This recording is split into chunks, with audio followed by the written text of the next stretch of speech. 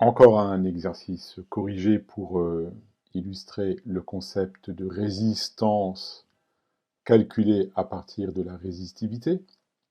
Alors bien sûr, c'est encore un peu une problématique de physique plus que d'ingénieur, mais c'est quand même important de aussi calculer un peu ces formules. Alors on va considérer un fil de cuivre de longueur L égale 20 mètres.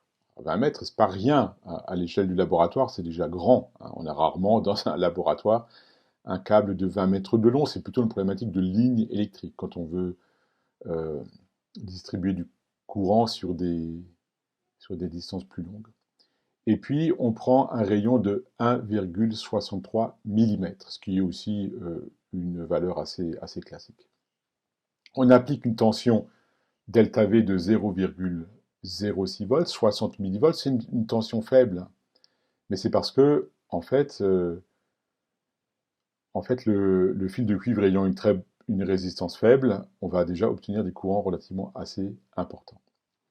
On demande donc de calculer la résistance du fil, la résistance de ce fil de longueur L, et puis ensuite, on demande de calculer le courant qui traverse le fil. Voilà, donc c'est des calculs relativement très simples, qui n'ont pas de difficultés particulières, mais qui auront le mérite de donner des ordres de grandeur réalistes, puisque les grandeurs ici proposées sont des grandeurs tout à fait réalistes. Alors bien sûr, on a besoin de la résistivité du cuivre. On a vu tout à l'heure qu'elle vaut 1,7 fois 10 puissance moins 8 ohms fois mètre. Et on en déduit directement grand R est égal à résistivité fois L sur S, la formule qu'on a montrée tout à l'heure dans le cours. Il ne reste plus qu'à faire l'application numérique. Ça donne ρ fois L sur pi r carré, puisque c'est un fil de section circulaire de rayon R, donc S égale pi r carré. Aucune difficulté particulière, si ce n'est qu'il ne faut pas se tromper, c'est toujours la même question, hein, quand on a des puissances de 10 qui sont éventuellement sur des dynamiques importantes, comme ici. Donc, je vous encourage à faire par vous-même ces calculs, ces applications numériques. Je pense qu'encore une fois, c'est très raisonnable de faire les puissances de 10 de tête, mentalement, et de confier toutes les mantisses, tout ce qui est devant les puissances de 10 à la calculette.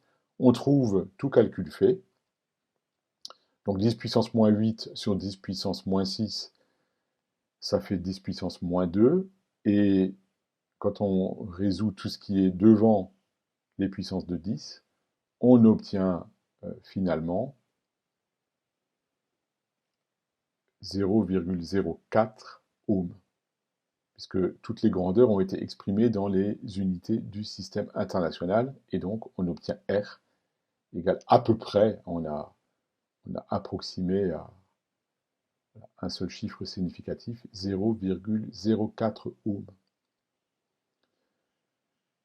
Donc bien sûr, c'est faible. Un fil de cuivre, ben, c'est fait pour ça. Ça doit avoir une résistance faible parce que ce sont des conducteurs qu'on utilise pour amener les courants. Donc il faut que les pertes en ligne soient aussi faibles que possible.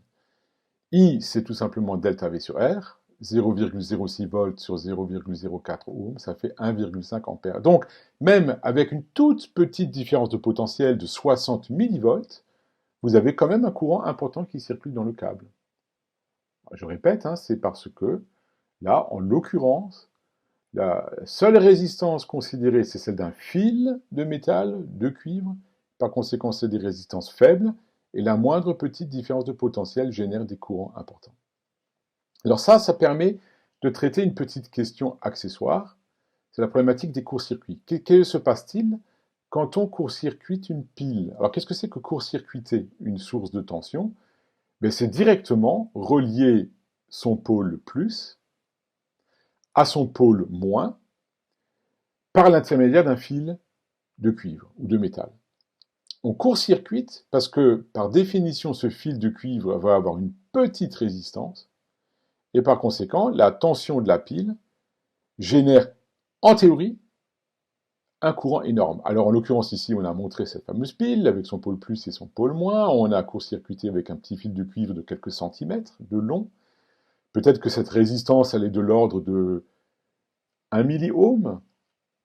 Bien sûr, ça dépend de la section, ça dépend de la longueur, mais on va supposer que c'est 1 milliohm.